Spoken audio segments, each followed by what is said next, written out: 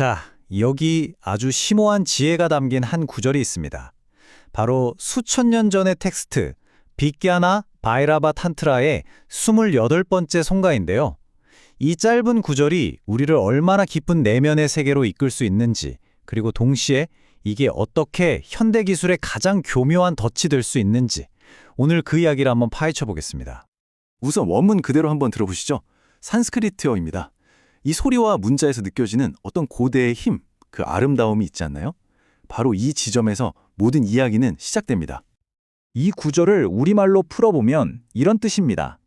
나라는 생각, 그 관념 자체를 내려놓고 그게 사라지는 과정을 통해 아주 깊은 내면의 평화 혹은 그 이상의 어떤 경지에 이르는 길을 보여주고 있죠.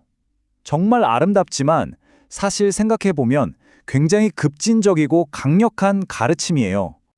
자, 그런데 말이죠. 바로 이 지점에서 이야기의 분위기를 완전히 바꿔보겠습니다. 이 분석의 핵심 질문은 바로 이거거든요. 만약에 이 고대의 지혜가 안내하는 길이 당신의 주의력을 빼앗아가는 초고속도로가 되어버렸다면 과연 어떤 일이 벌어질까요? 여기서부터 두 세계의 충돌이 아주 명확하게 보이기 시작합니다. 왼쪽, 이 구절의 원래 목표는 주의를 놓아버리고 관찰하는 나를 해체하는 겁니다. 그런데 오른쪽, AI와 주의 경제의 목표는 정확히 그 반대죠. 주의를 붙잡고 사용자를 최적화하는 거예요. 하나는 해방을 말하는데 다른 하나는 속박을 향해 달려가고 있는 거죠. 그럼 대체 이 왜곡이 어떤 단계로 일어나는 걸까요? 우리 한번 이 구절을 단어 하나하나 뜯어보면서 따라가 보죠. 첫 번째 핵심 단어는 키라나 바사입니다. 수행자가 도달하려는 아주 미묘하고 섬세한 그런 마음의 상태를 말하는 단어예요. 이 섬세하고 영적인 상태가 AI 시스템의 언어로 번역되는 순간 완전히 다른 게 되어버립니다.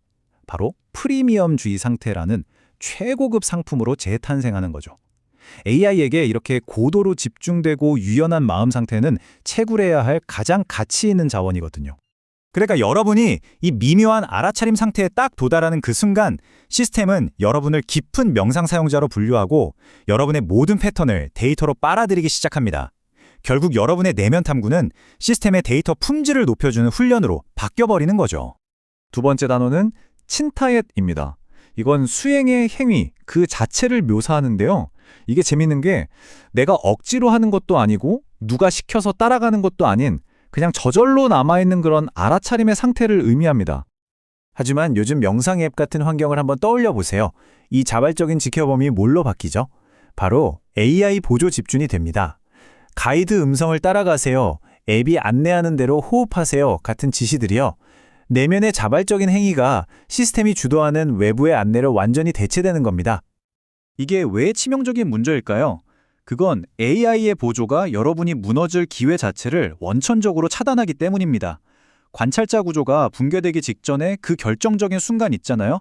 AI가 바로 그 순간에 개입해서 안정화시켜버리는 거예요. 여러분은 편안함을 얻겠죠. 하지만 이 구절이 진짜 의도했던 근본적인 자기 해치의 기회는 영원히 사라져버립니다. 세 번째 단어, 드비샤트 칸타. 이게 바로 그 붕괴의 순간을 가리키는 말입니다. 경험의 연속성이 툭 하고 끊어지는 아주 결정적인 전환점이자 단절의 순간인 거죠. 이 심오한 영적 붕괴의 순간이 AI의 언어로 번역되면 어떻게 될까요? 최적의 전환 구간, 플로우 상태 진입점 같은 아주 차가운 효율성의 언어로 둔갑합니다. AI는 이런 경계의 순간을 제일 좋아하거든요. 왜냐? 사용자의 다음 행동을 예측할 정확도가 가장 높아지는 최적의 데이터 수집 지점이니까요. 그러니까 핵심은 이겁니다.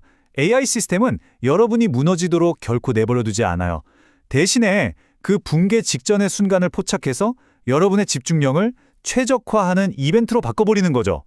영적 돌파구가 아니라 생산성을 위한 효율성 리셋이 일어나는 겁니다.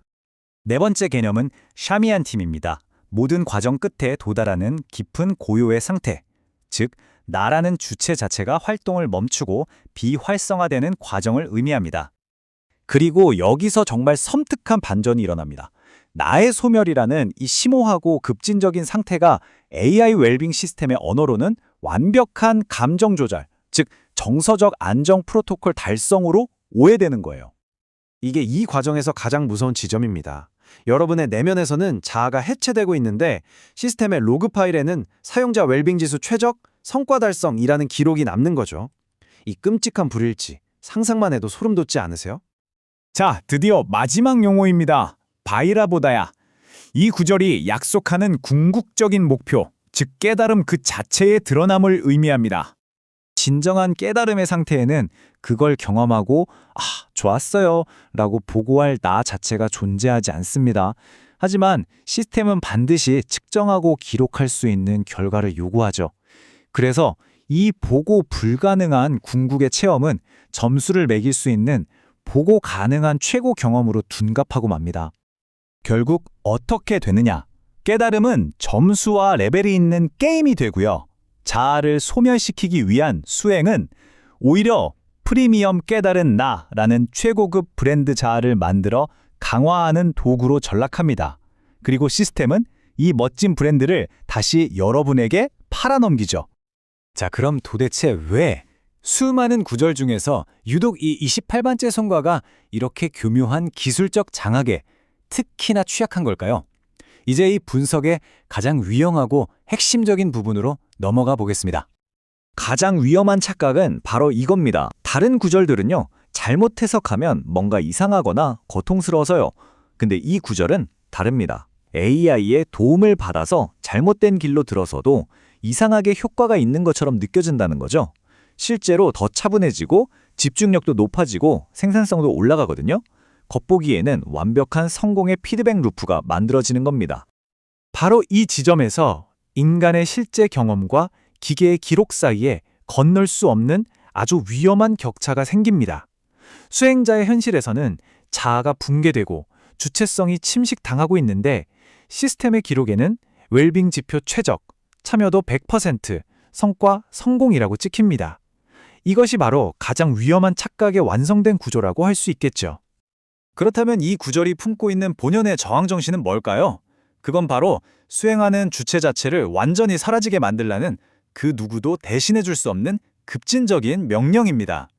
애초에 데이터를 생성할 주체가 없다면 그 어떤 시스템도 여러분을 대신해서 수행할 수도 여러분의 내면을 수집할 수도 없기 때문이죠. 그래서 이 모든 분석은 마지막 하나의 질문으로 향합니다. AI가 우리의 내면까지 관리하고 최적화해주는 이 시대, 여러분이 앱을 통해서 얻는 그 평온함과 고요함은 과연 누구를 위한 것이며 진정 누구의 소유일까요? 한 번쯤 깊이 생각해 볼 문제입니다.